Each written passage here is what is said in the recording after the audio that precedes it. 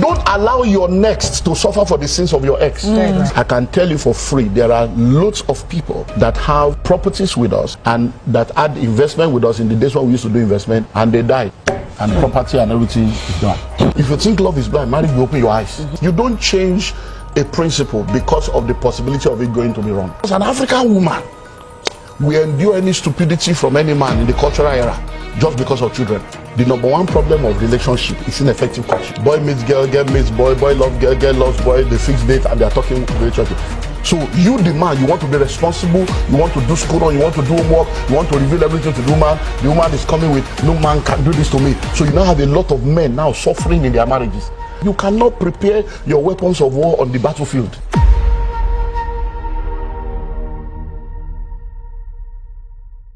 Thanks for staying with us. So joining us for the very first time in our world-class studio this new year to talk about the Billionaires Conclave Summit 2025 is the best-selling author, relationship finance and leadership coach, and a friend of the house, Dr. Olumide Emmanuel. Welcome to the show. Wow.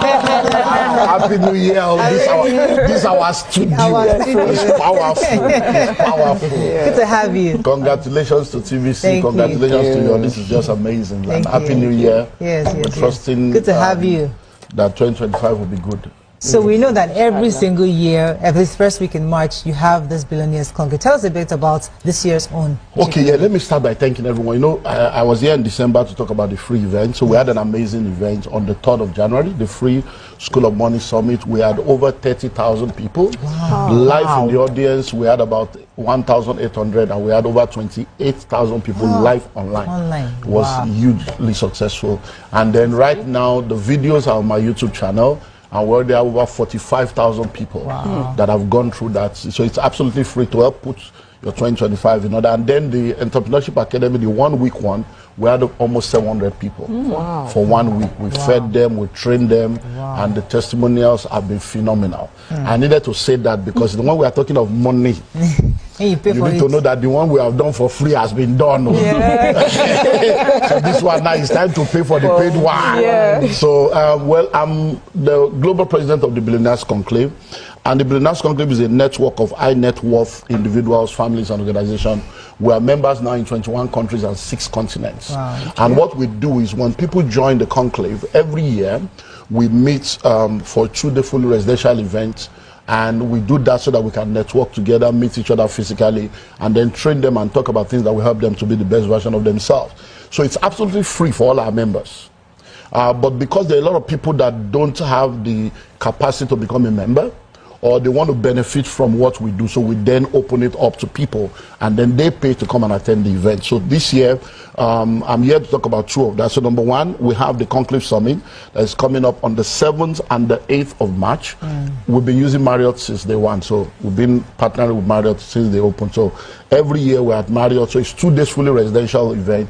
And this year we're looking at disruptions. We know we're now in a VUCA world, and VUCA is volatile, uncertain, complex, and ambiguous. But now D has been added, so it's now VUCA, so disruption, because things are just changing. There's so much uncertainty. So we want to help people. So it's now for individuals, families, and organizations. How can you navigate this uncertain terrain? How do you survive in the midst of environments that are just, all the business plan is not going according to plan. You plan to do this, somebody else is planning this and that.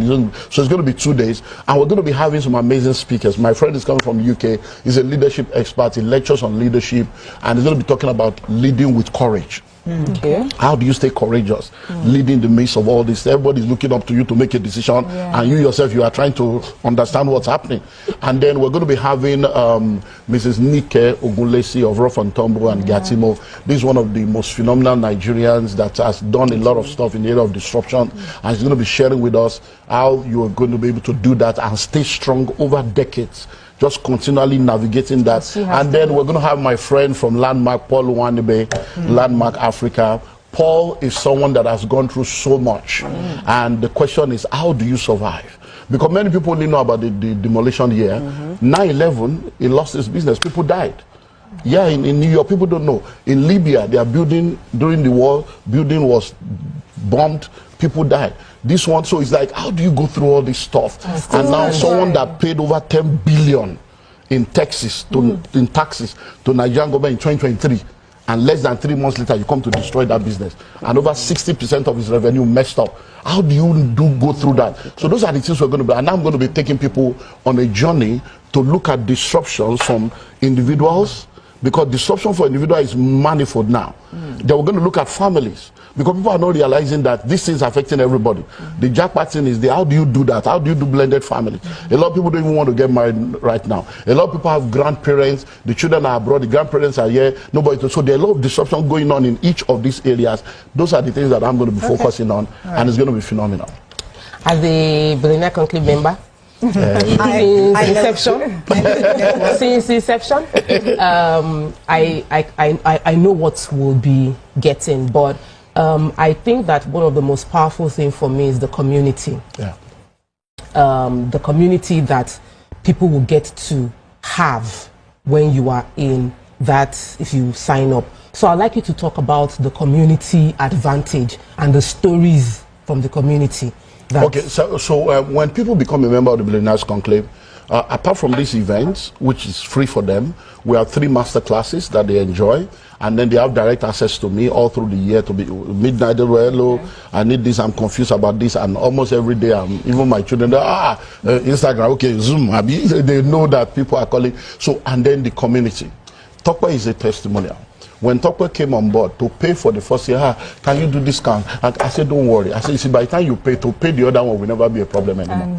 And then she comes in there and she sees a lot of people like, this one is like, these people don't have 2 heads. And then all of a sudden, we've seen the story, we've seen the evolution. So you're going to be able to sit down with people you will not normally meet one-on-one. People that you probably see on TV, you're like, who owns this company? And then you're sitting down with them for 2 full days. You're able to network, you're able to hear their stories, you're able to hear their pain. And then when you need something done, you suddenly realize that there are some things that are more important than money. You may not have the money, but you have the contact, you have the relationship, you have the network. Somebody can make a call and sort out something for you. It's an amazing environment that anyone that is really serious can be a part of. So that's the first meeting that we have for the year that people should take advantage of. And how much is it? If you are not a member of the Billionaires Conclave, if you are a member, it's free. If you are not a member, it's just ordinary $2,000. But because we do dollars because we have people from all over the world. But for Nigeria, our exchange rate is 1,500. So that $2,000 is 3 million, and that covers for the 2 days hotel, all the work. By the time you see what we give people, the parks, the room, everything is top. It's really billionaire lifestyle. But what, you know, every time I come to your view, I give people, my people, special. So the 50% discount for this event expired in December. So we give 50% discount so that people will pay $1,000 instead of $2,000. But because of your view, I've told my people, we are now bringing back that discount from now till the 15th. February. Of February. So you can do 50%. And please, I'm saying it on national television. Don't come and beg. Those of you that have already paid, don't come and say, hey, this is a your view discount. Because some people have paid the 2,000 and now they are saying, how do you go back? No, special. So don't come and say they should refund your 1,000. Nothing for you. You have paid. But these your view people between now and 15, they do $1,000. So how long is this summit going to go for? It's 2 days. And then, so from what time to what time? So they come in, some people come in on Thursday, so they'll pay for an extra night. But it's from 9 a.m. on Friday morning. So 9 a.m. to 9 p.m. Saturday 9 a.m. to 9 p.m. They will check out on Sunday morning. Okay, so what are the specific topics that you're going to be talking about? So like I said, my friend will be dealing with leading with courage. He's coming from the UK, leading with courage. So as a leader, how do you lead with courage in the midst of everything? How does a pilot keep driving when one engine is done and everybody's shouting Jesus, Allah, Muhammad, and the pilot is just there doing his job? How does the air hostess stay sane and say, okay, don't worry, sit down, and the turbulence, and it's because they've gone through a training, they've gone through a simulation that I brought there. So that's what we're going to be looking at. Then Nico Iglesias will be speaking about standing in the place of integrity. regardless of the tides around you. Because see, there are a lot of things that comes, and one of the things that many people do is that when they face challenges, they start cutting corners. They start reducing the quality of their product. They start looking, and then there's no way you'll be able to survive. You can deceive all of the people some of the times, but you cannot deceive all of the people all of the time. So when you see companies that have done 30, 40 years, it's because they have stayed true. And that's what she's going to be. And then she's going to be sharing from, rough and tumble, how she started and disrupted that market, and then Gatimo and sharing that. And then Paul will be speaking to us on navigating disruption. You see this, there was a free session, and I know some people, because some people will watch and they cannot pay. Yeah. There's a free session that you did with both of them. With both of them, and it's on Instagram. I watched it. Yeah. Like I've watched it twice. Yeah. It was helpful. So you go to my question I'm about to ask you. It's amazing. There are some people that are listening, they really want to be there. They can't afford to be there. But maybe not financially now, but they can't afford to come to travel. Is there anything that you have created for those sort of number one, go to my YouTube channel. Every content I have is on the YouTube channel. Then number two, every event we have, we produce it. Okay. So it's available in a pack with DVDs, with links, with everything. So once you contact all the previous editions, they're all available so that people can have access to that. So that's the first meeting, and I want people to take advantage of. The second one is, last year I released a book, how to create wealth as a career person, because for many years people felt, oh, he's just talking to business, he's talking to business. Me, I'm a career person. And then I said, look, you don't understand. So last year I released the book, How to Create Wealth as a Career Person, and I went on 2 global tours last year. And my God, as I went and I'm like, wow, people need help. And we need to go deeper than just books and all the stuff. So I came back and I curated a brand new masterclass. And it's for career people. So if you're a C-suite executive, because these people are just locked up in the rat race, and like I've always said, even if you win the race, you are still a rat. Whether your handcuff is made of wood, of silver, or gold, handcuff is handcuff. So I've curated a brand new masterclass for workers and career people, and that will be coming up on the 1st of May. Okay. And it's a whole day event. The book was written by myself, and I brought in 16 of my mentees. People have trained over the last 10 to 20 years that are salary earners. They are still salary earners, but they are multi-millionaires. Genuinely, and they all share their story, how they made money legitimately, showing the, so it's all in the book. So I'm bringing them, and together we're going to spend a whole day to take you through the process on how you also can create wealth as a career person. That's one. It's 500,000, but I'm coming early now so you can start saving, so that you can start paying. It's just 150,000 if you pay this month. So that's why I came now, so that not that you will now say you are not aware. Because by the time I come back in April or May, it's so 150. You can pay the 50,000 February, 50,000 March, 50,000 April. You lock it in. So if you're an executive person, take your leave. If it's public holiday, but if you need to travel down, feeding, buffet lunch, tea break, materials, everything, and it's going to be an amazing time. We have to travel with you, but just finally, numbers to call. They should call all the numbers that we have on the screen right now. So take a picture of that. Just take a picture if you're on your phone, screen grab it right now, take those pictures, and then go straight to the phone lines. If you call, you're not getting through, send the chat, send the text, and we'll get back to you. So you can do 0809 144 7423, 0809 144 7423, or 002 305 9058. Thank you very much. 305 9058. Dr. Olumide Emmanuel. Yes, thank you very much.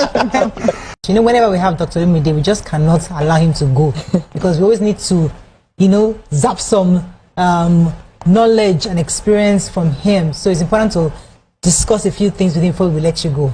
So Dr. Olumide Emmanuel, today I'd like you to come and help us understand better how to manage money in marriage, finances in marriage, because recently we're getting quite a number of messages from people, and even on social media we see people complaining about how they're hiding finances from their spouses. You don't let your wife know how much you earn, you don't let your husband know that you're buying land, you're buying property, people are buying stuff around the world, and they're hiding it because they've been told that you better protect yourself. And but this also is fostering mistrust and distrust amongst couples, and it goes against everything we've been told, where you are coming in 50-50 to support each other. I know my mother was in a marriage. She built a house that my dad had no clue about. Eventually he found that, and he was wondering, where did you get the money to buy this house? But when things now went down, It was at my mother's house that he ended up staying on, but she was keeping it as her own personal secret for a while. So should women keep secrets? Should men keep secrets? I mean, because just to protect their sanity when it comes to finances. Okay, so number one, there is the ideal, and then there's the real. Okay. So the first thing we need to ask ourselves is, what kind of marriage do you have? As professionals, we have been able to identify 3 kinds of marriages that presently exist in our world. Number one, we have traditional marriages, which is what our parents went through. Cultural, traditional marriage. The man is the king, the woman does not have a space. Your space is in the kitchen. You can't talk. Daddy is coming. Everybody's running around. Daddy cannot say I love you to mommy. Daddy cannot hug children. That traditional, cultural relationship that has its own pros and cons. Then number 2, we have contemporary marriages where, excuse me, you went to school, I went to school, you can't talk to me like that, women liberation, excuse me, I have my right, I have my this, I have my that, your money, and then we have that contemporary, and then we have seen the problem it has caused. And then we have kingdom marriages. Kingdom marriages that is based on kingdom values, kingdom principles. And those 3 different kind of marriages will now determine how you act upon it. So when it now comes to finances, the ideal that should be is number 1, joint knowledge, joint planning, and joint decision making. Okay. That's the ideal for any married that wants to be the best version of itself. There must never be any money that your spouse has that you're not aware of. I'm into business. I can tell you for free, there are loads of people that have properties with us and that had investment with us in the days when we used to do investment, and they died, and property and everything is done. That we're now, based on integrity, we contacting them, say, hey, we don't know. They are not aware. Do you know how many money is locked up in Nigerian banking system? How many accounts, how many money Nigerian banks ask that nobody is coming to collect? How many money is locked up in shares in different finance houses, in different stockbroking firms, because somebody is hiding something? So there should be joint knowledge. Everything you have, I should be aware. Everything I have, you should be aware. Number 2, there should be joint planning. We should be able to sit down. When I met you, I proposed to you, I sat down, you accepted, we plan wedding. Why can't we plan our finances? Say, how much do we have? How do we want to run this? So we have joint planning. Then number 3, there should be joint decision making. When we are making decisions, we should make decisions together, because every decision you make will not always turn out right. So that when anything goes wrong, we now know that we agree together. And then where you now come into a place where we have a decision to be made, and then there's conflict of who should listen to who, then we now have to begin to ask 2 questions. Question 1, who has more knowledge and experience in that area? And then question 2, who should we defer to when we both have equal knowledge and experience? If I'm married to a judge now, and I'm not a judge, I'm an accountant, I want to make a legal decision in the family, there's nothing like I'm the head of the house. I don't understand law. I have to submit. I have to submit to you. No, headship is responsibility, it's coordination. Because the problem is that many times people are not well taught. Because you are not well taught, a lot of things are lost in translation, in emotional interpretation, and in all the garbage of our society. If all of us are going to the same destination right now and we all enter my car, only one person can drive. It doesn't mean you all cannot drive. Only one person can drive. So every other person must submit to the person driving, not because he's better, but because he has the responsibility to take all of us to our destination. But if while he's driving, hey, turn right now, why didn't you take that place? He should go to higher, go lower, overtake that one. Then you are being destructive. How will you feel? Because that's what a lot of people do. Men do it, women do it. So how will you feel if you are in the kitchen? You are supposed to be cooking. You are the woman. That's supposed to be something you should know better to do. And then I come, hey, have you put salt? Hey, okay, don't put more salt. Turn it like this. How will you feel? That's what many women do. Like it. That's what many women do. Hey, turn left, turn left. No, I'm the one driving. Let me drive. When you are driving, you drive. So many times we get all these things lost because we have a lot of baggages and a lot of voices that are controlling what we do. And many times people end up doing what people want them to do that is even contrary to what they would love to do. And they end up regretting it at the end of the day. Because by the time they push you out of your marriage, you'll be alone in the night holding to pillow, and they are in their own husband's house. Holding to pillow. Sir, they are in their own husband's house, or they are in their own wife's house. Anyone. Okay, so the question Murayo asked and the answer you gave, it still feels, because we have to put context to it, and everybody's context is a bit different. average woman has been told that, you know, you would, when you make small money, you keep one here, you put one And here. that's the cultural. That's where the problem comes from. So you are going on. Look, the person. Lives, though, No, Dr. look. When there is need in the house, I will bring that one I saved in the corner Now, and you see- release Because it. there's some irresponsible spouses. That is what you are saying. So now, you see, two wrongs does not make a right. You don't change a principle because of the possibility of it going to be wrong. You don't say I'm not going to eat because maybe I can be poisoned. You don't do that. But are you don't say I'm not going to. So you see, many of the counsels we grew up with, they are from cultural people. For a You see, certain what time. what mother and grandmother told you is no more right. They are speaking from, because many of these people that were 50 years in marriage, that we thought they were enjoying, they were not enjoying, you know, they were coping. So their coping mechanism was, because an African woman will endure any stupidity from any man in the cultural era just because of children. Because of children. Many of our parents were just there because of us. The men were not good. And they were waiting. So now, what has now happened is they have come up with a lot of coping mechanism that has now become the wisdom of their era. That is a crisis of our own era. So what we see now is we have a lot of young men that grew up in that cultural context and say, this thing that dad is doing is not okay. I will never do this. So they grew up wanting to be the best man. Then you have a lot of young women that grew up in that era. No man will do this to me. We are now the contemporary people. So you, the man, you want to be responsible, you want to do school, you want to do homework, you want to reveal everything to the woman. The woman is coming with, no man can do this to me. So you now have a lot of men now suffering in their marriages. The good men are the ones suffering. Because the women now come with this defensive, so you have a lot of, I'm a pastor, I've been a pastor for 36 years. I'm telling you, when you sit down, you're like, where did we get to this bus stop? We are fighting battles that don't exist. The battles are out there, but it's not in your marriage. Did you see it in this man? Did you see it in this woman? Why are you judging this one? So Don't allow your next to suffer for the sins of your ex. So for The things those, you have, so while you're in marriage, let's say it's a kingdom marriage and you have agreed on the principles and values, and then some things change, is a spouse now allowed to take a different strategy because things have changed? So number one, problem one, ineffective courtship. I've written lots of books on relationship. The number one problem of relationship is ineffective courtship. Boy meets girl, girl meets boy, boy loves girl, girl loves boy, they fix date and they are talking relationship. They don't sit down. A lot of people, I did a research when I wrote my book, New Rules of Life. I did a research to find out if you are to marry again, will you marry the same person? Over 80% of people said they will not. Why?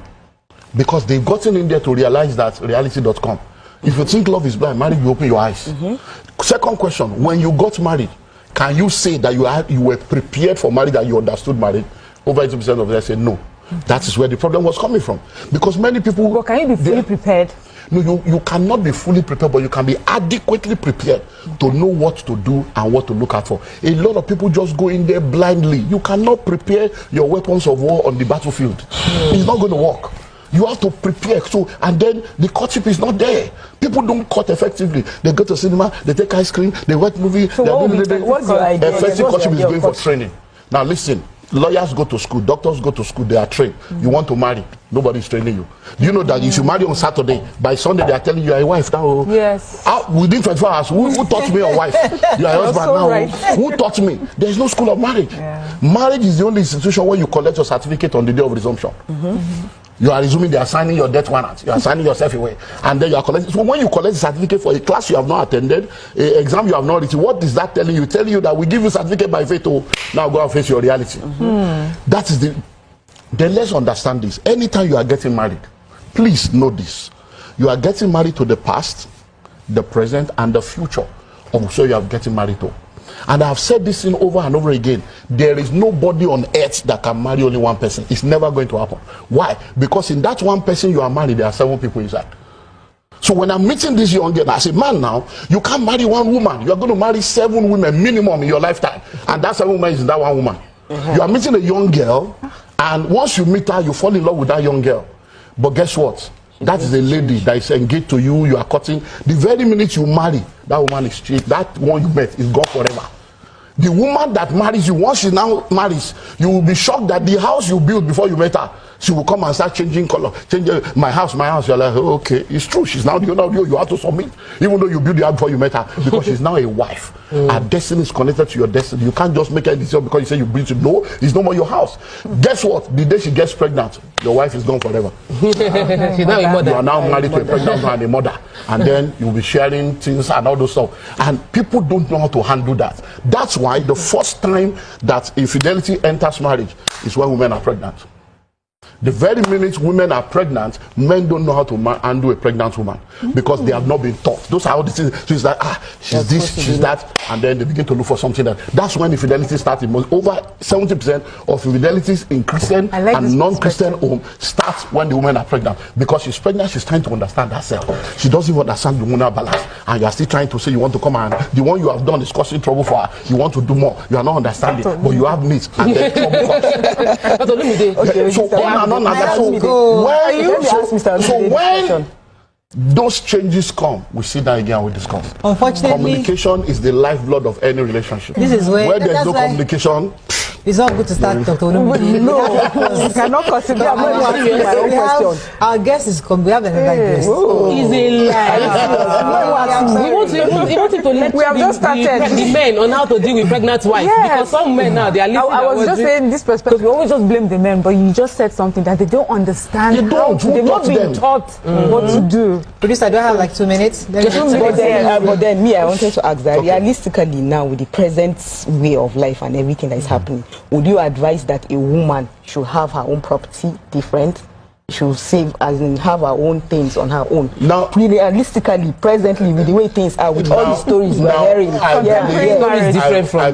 believe that every family should do everything joint knowledge, joint planning, joint decision making. But once you find out that the person you are in a relationship with is an irresponsible person and you cannot trust that person, there is nothing wrong in applying wisdom to preserve yourself for the cause of your children.